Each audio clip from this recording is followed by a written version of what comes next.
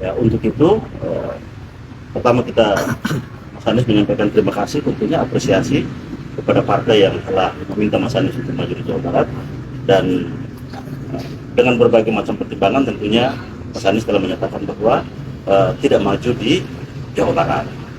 Dan insya Allah nanti mungkin pada esok hari akan ada penyampaian secara khusus Mas Anies untuk masyarakat ataupun itu kira-kira. Pertimbangannya apa lagi, Mas? Pertimbangannya apa lagi? Tidak menerima tawaran dari partai politik ini kan maksudnya akhirnya tiket untuk maju pilkada ini terbuka, kenapa tidak diambil? Ya kan tadi bahwa memang dilihat dari ada hanya satu alasan yang bisa kita sampaikan adalah perbedaan antara di Jawa Barat dan di Jakarta. Kalau di Jakarta kan ada aspirasi baik itu dari warga maupun dari partai politik. Nah sementara di Jawa Barat memang baru kali ini pada kurang lebih baru hari ini yang menjadi Mas Anies pada kesempatan ini. Jadi bisa didetailkan bagaimana mulainya PDIP ini mengajak Mas Anies untuk maju di Jawa Barat sampai akhirnya penolakan malam ini disampaikan oleh Mas Anies sendiri.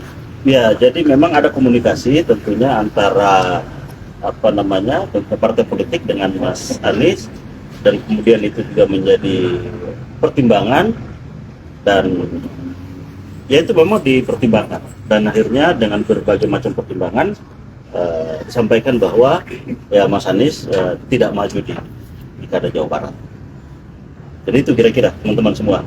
Mas Arief, ini kan kita tinggal 2 jam atau beberapa menit lagi penutupan pendaftaran KPU, pendaftaran pilkada. Oke. Nah, ini bagaimana komunikasikan dengan PDIP? Apakah ini tidak menyebabkan kecewa di masa depan dengan partai-partai politik dan menimbulkan cacat dalam komunikasi? Oh tidak, kita dengan PDIP hubungannya sangat bagus. Mas Anies dengan PDIP begitu mendalam komunikasinya, intensitas bertemu juga sering, mendiskusikan banyak hal, mendiskusikan pikiran-pikiran Bung Karno, mendiskusikan tentang Pancasila, mendiskusikan tentang rakyat, tentang politik tata ruang, tentang lingkungan, banyak hal. Bahkan Mas Anies setelah selesai bertemu dengan pimpinan PDI Perjuangan, dihadiahi sekitar 10 buku pikiran-pikiran Bung Karno.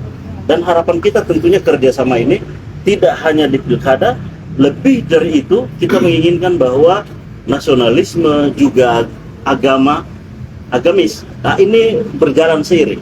Nah kita harapkan bahwa bagaimana Indonesia sesuai dengan cita-cita kemerdekaan, mewujudkan masyarakat adil, makmur, bersatu. Ini adalah cita-cita juga membangun demokrasi, mengawal konstitusi. Nah, ini adalah bagian dari agenda-agenda penting. Dan kita tahu bahwa PDI Perjuangan kemarin menjadi satu-satunya fraksi di DPR yang mengawal konstitusi dengan menolak kelanjutan pembahasan RUU Pilkada misalnya. Dan kita tahu bahwa Mas Anies juga menyampaikan pikiran-pikiran yang sama. Nah, prioritas dan konsentrasi dan kesamaan visi ini, nah ini tentunya akan kita kawal dan ini harus berjalan terus. Dan soal pilkada ini adalah satu momentum, masih banyak momentum yang lain, agenda-agenda politik selanjutnya ke depan yang tentunya perlu kerjasama.